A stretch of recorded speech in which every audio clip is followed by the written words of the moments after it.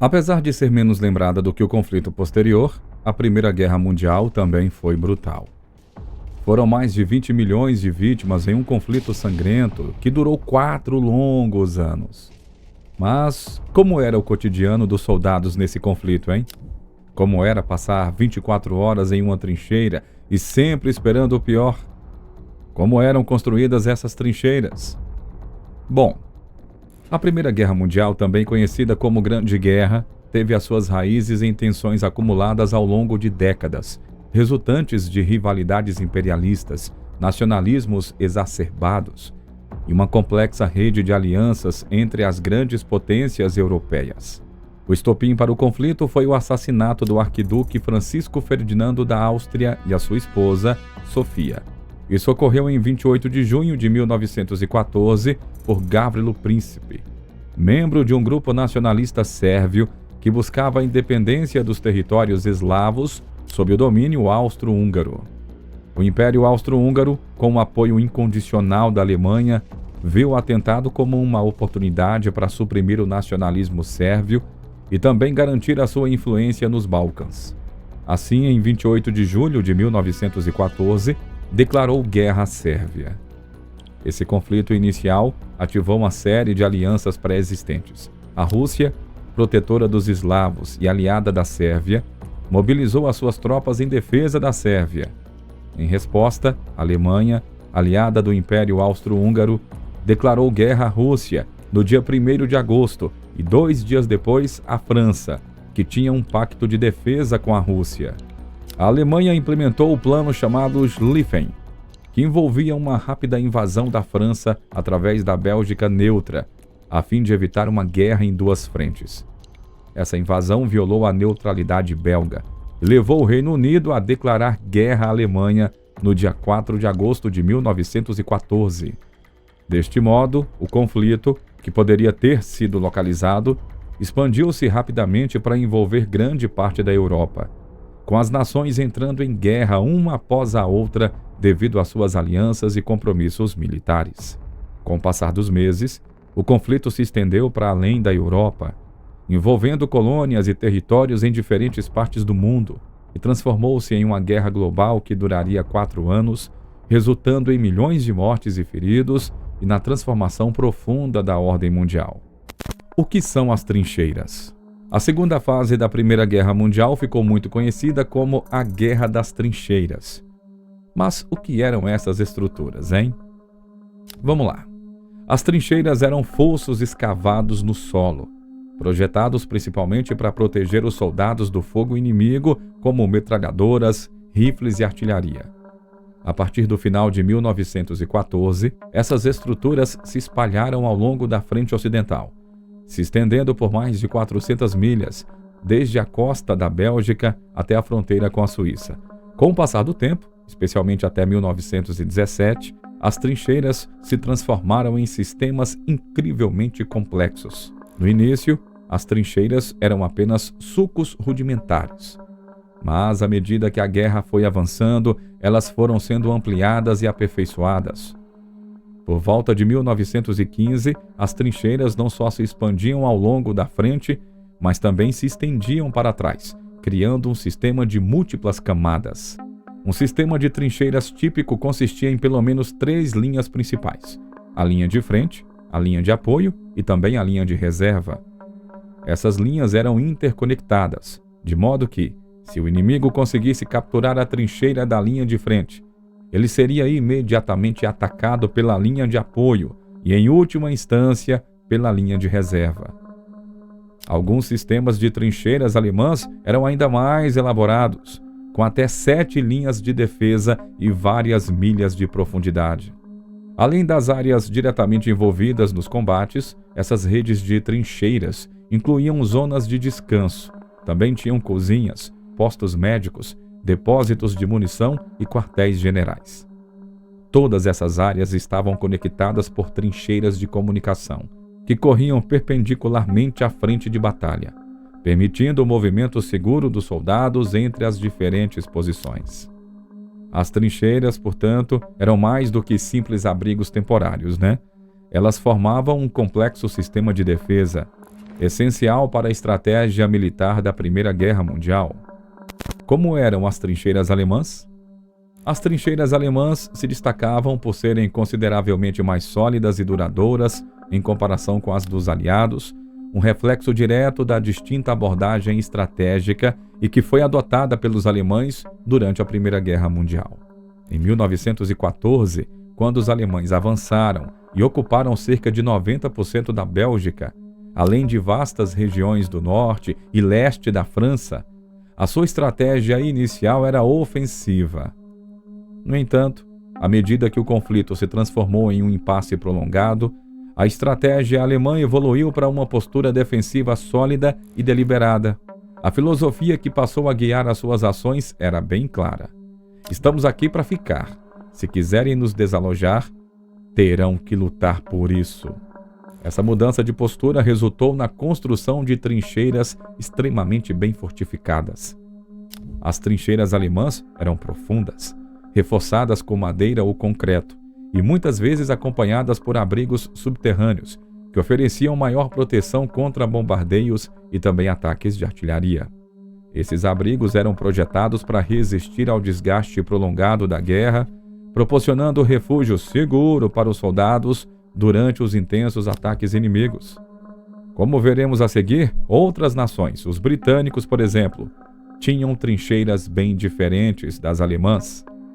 Bom, antes de seguir em frente, quero ter certeza de que você está conosco até aqui e que também esteja gostando do conteúdo. Comente a frase "Quero mais histórias". É super rápido e assim você ajuda no alcance do nosso vídeo e também poderá ser fixado nos comentários, demonstrando a sua presença. Como eram as trincheiras britânicas? Vamos aqui imaginar uma seção típica de trincheira britânica na região de Somme, no início de 1916. A terra de ninguém, o espaço desolado e perigoso entre as linhas inimigas, tinha uma largura média de cerca de 250 metros, uma distância comum na frente ocidental. Essa faixa inóspita separava as trincheiras britânicas das alemãs, e o cenário era desolador, marcado por crateras de bombas, arame farpado e destroços.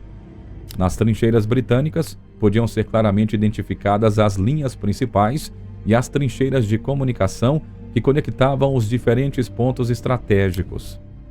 Uma seção típica, com cerca de 25 jardas de comprimento, era ocupada por aproximadamente 10 soldados em um dia normal.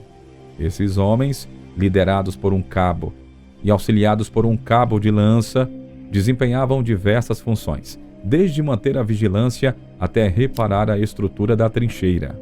Uma das características mais notáveis das trincheiras britânicas era o formato sinuoso das suas linhas.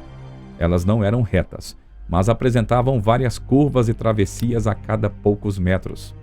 Essa construção não era por acaso, não. A ideia por trás das curvas era minimizar o impacto das explosões de projéteis e morteiros. Se uma trincheira fosse construída em linha reta, uma única explosão poderia causar destruição em uma área muito maior, resultando em muitas baixas. Por isso, as curvas e ângulos de 90 graus eram incorporados ao design, protegendo os soldados e limitando os danos em caso de ataque. Os soldados que ocupavam essas trincheiras em Somme normalmente permaneciam na linha de frente por 3 a 4 dias antes de serem substituídos e transferidos para uma área de reserva, onde podiam descansar, se recuperar, se preparar para retornar ao combate, né? Essas trincheiras, embora rudimentares, eram vitais para a sobrevivência e para a continuidade das operações militares em uma das batalhas mais sangrentas da Primeira Guerra Mundial. Como era a vida nas trincheiras? O dia nas trincheiras da Primeira Guerra Mundial começava com a chamada para o stento, onde cada soldado era convocado para guarnecer o parapeito antes da primeira luz do dia. O objetivo era claro: que todos ficassem prontos e em alerta máximo, com baionetas fixadas, para repelir possíveis ataques inimigos, que eram mais comuns durante o amanhecer. Esse estado de alerta se mantinha até o sol nascer, quando a maioria dos homens era dispensado, deixando apenas um sentinela de vigia, servindo como os olhos e ouvidos dos seus companheiros. Com o término do stento, os soldados recebiam a sua ração diária de rum, Um pequeno alívio no começo de um dia árduo. O café da manhã seguia esse ritual, sendo uma refeição essencial para os soldados que enfrentavam as difíceis condições das trincheiras. A alimentação, embora simples, era substancial, composta de itens como bacon, queijo, pão, carne enlatada, ensopados, biscoitos e também geleia. Preparada em pequenas fogueiras ou em braseiros, essas refeições raramente eram interrompidas por ataques, mesmo com a proximidade das trincheiras inimigas. Após a refeição, os soldados se dedicavam à higiene pessoal, uma prática crucial para evitar doenças nas condições insalubres das trincheiras. Fazer a barba era especialmente muito importante. Afinal, qualquer falha nesse hábito poderia comprometer a eficácia do uso do respirador de gás, essencial para a sobrevivência em caso de ataque químico. Por volta das 10h30 da manhã, começava a tarefa vital de limpeza das armas. Manter rifles e outras armas em condições perfeitas era fundamental para a sobrevivência e cada detalhe era cuidadosamente verificado. Somente metade dos homens limpava suas armas de cada vez, para garantir que a seção permanecesse armada e pronta para qualquer emergência. Um ataque inimigo nesse momento poderia ser desastroso se todas as armas estivessem desmontadas, né? Depois da limpeza das armas, o sargento do pelotão inspecionava as seções, verificando tanto o estado das armas quanto a condição das trincheiras. Qualquer irregularidade era punida, e as penalidades variavam de tarefas extras ao confinamento nos quartéis ou até a perda de pagamento, dependendo da gravidade da infração. Com as obrigações da manhã concluídas, os soldados tinham algum tempo livre para relaxar, escrever cartas ou descansar antes do próximo turno de sentinela. O meio-dia trazia o almoço, geralmente um ensopado quente acompanhado de chá. Esse era um momento esperado, pois a comida era transportada pelas linhas até os soldados na linha de frente. Junto com o almoço, chegava o correio, que era uma conexão vital com o mundo fora da guerra.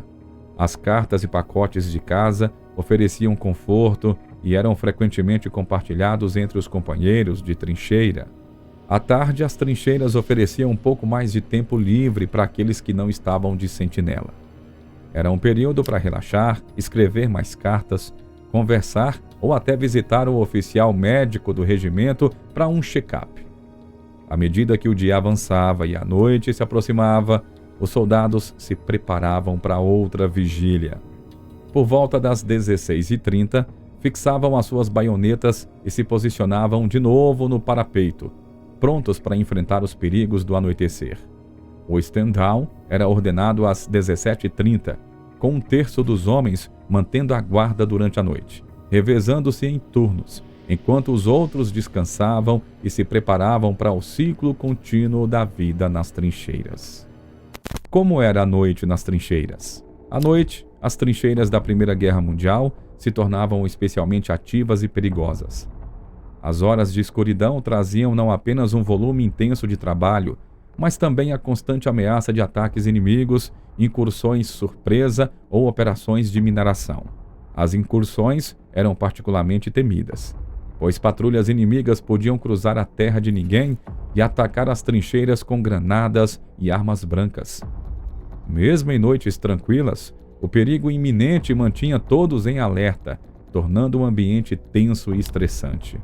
Durante a noite, muitas atividades essenciais eram realizadas, como reforçar as posições e reparar as trincheiras, tarefas que eram arriscadas demais para serem feitas à luz do dia. Algumas dessas atividades, como consertar um parapeito, eram suportáveis, mas outras, como encher sacos de areia, eram extremamente monótonas e extenuantes. As tarefas mais temidas envolviam a necessidade de se aventurar na terra de ninguém, como reparar o arame farpado na frente da trincheira, uma atividade particularmente arriscada. Afinal, qualquer som poderia atrair o fogo inimigo, frequentemente resultando em baixas. O sono era um luxo raro nas trincheiras durante a noite. Quando os soldados conseguiam descansar, era por períodos curtos, geralmente não mais que 3 horas, antes de serem chamados para suas funções de sentinela. A noite se arrastava até por volta das 4 da manhã. quando Stanton era de novo ordenado, sinalizando o início de mais um dia de batalha na linha de frente. Esse ciclo incessante de vigilância, trabalho e tensão constante tornava as noites nas trincheiras uma experiência exaustiva e mentalmente desgastante para os soldados. Como a Primeira Guerra Mundial se encerrou? O término da guerra foi marcado por uma série de eventos que culminaram na assinatura do Armistício de Copenhague, um acordo entre os aliados e a Alemanha que estipulava a cessação das hostilidades na frente ocidental. Nos meses que antecederam o fim da guerra, a situação nas frentes de batalha mudou drasticamente. Em 1918, os aliados, reforçados pela entrada dos Estados Unidos no conflito, lançaram uma série de ofensivas decisivas. As forças alemãs, desgastadas por anos de guerra, enfrentaram uma escassez crescente de recursos e um moral cada vez mais baixo. As ofensivas de primavera e verão dos aliados, conhecidas como Ofensiva dos 100 Dias, empurraram as forças da Alemanha de volta, rompendo suas linhas defensivas. A Alemanha, isolada e com a sua economia em colapso, começou a buscar uma saída do conflito. Internamente, o país estava à beira de uma revolução, com um descontentamento generalizado e a queda do Kaiser Guilherme II, que abdicou do trono em 9 de novembro de 1918.